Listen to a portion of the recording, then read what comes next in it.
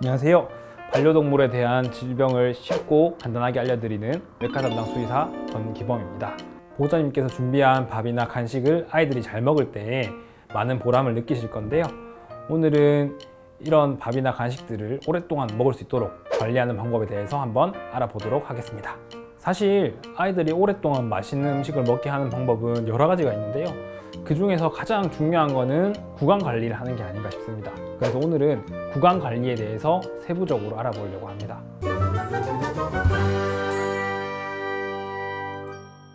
구강 관리가 되지 않으면 아무리 맛있는 음식이나 간식이 있어도 아이들이 먹을 수가 없고 구취도 많이 심하고 보호자님의 삶의 질까지 떨어지는 영향을 미칠 수 있습니다.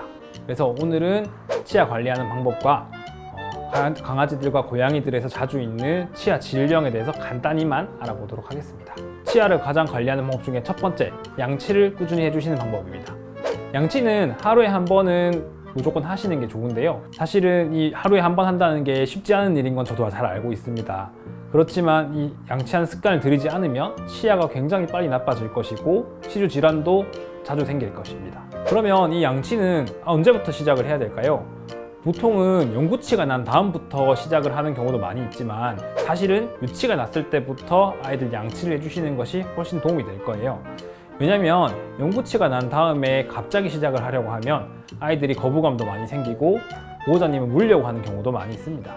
그래서 유치가 다 나고 난 다음부터 그때부터 철저히 양치를 한다기보다는 아이들이 나중에 거부감을 느끼지 않도록 미리미리 관리를 시작하시는 게 가장 좋은 방법입니다.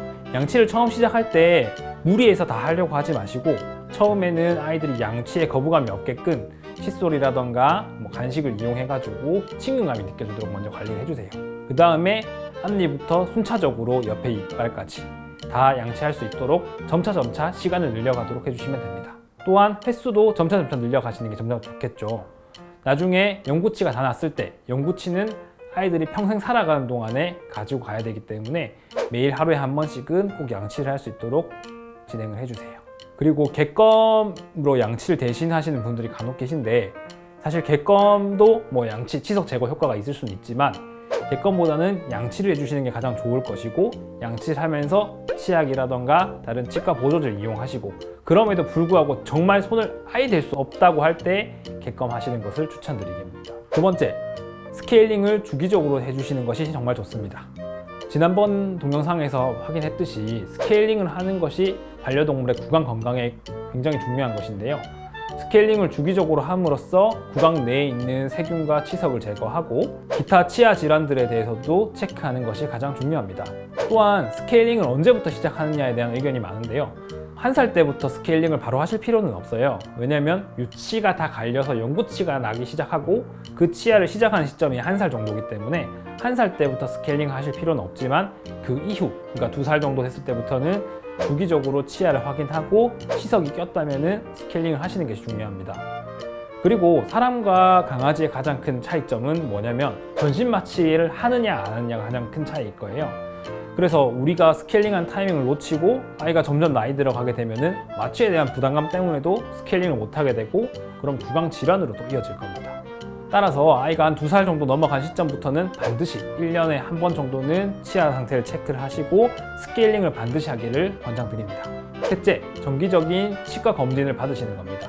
스케일링 유무랑 관계없이 우리 아이들 치아가 괜찮은지 아닌지를 확인을 하시고 안 좋다고 하면은 빨리 해결하시는 게 좋아요. 강아지의 경우 치석이 고양이들보다는 조금 더 경험적으로 봤을 때 많이 끼는 편이더라고요. 그래서 강아지 같은 경우는 치석을 그때그때 제거해주고 치주 질환이라던가 치과 질환을 방지해 주시는 것이 훨씬 도움이 될 겁니다. 그리고 고양이의 경우에는 치석이 많이 끼지는 않지만 가장 무서운 질병이 있죠. 흡수성 병변이라고 하는 것이 있습니다. 치아 흡수성 병변은 처음에 보호자님들께서 치아에 대해서 잘 보이지는 않을 거예요. 왜냐하면 안쪽부터, 치아의 가장 안쪽부터 시작하는 경우도 많이 있을 뿐더러 치아가 안쪽에서 바깥으로 점점 녹기도 하고 혹은 밖에서부터 안으로 좀 녹아 들어가기도 하는 무서운 질병입니다.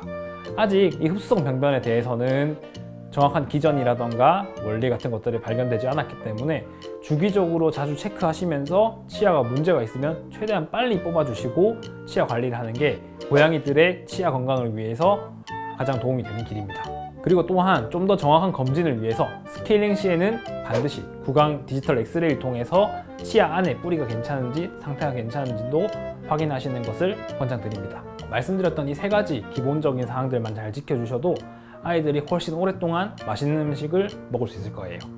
오늘 이렇게 세 가지 치아 관리하는 방법에서 알아봤는데 이 세 가지를 유념하셔서 우리 아이들 치아 아프지 않도록 잘 관리해 주시기 바랍니다. 오늘 정보가 도움이 되셨다면 좋아요와 구독 눌러주시기 바랍니다. 감사합니다.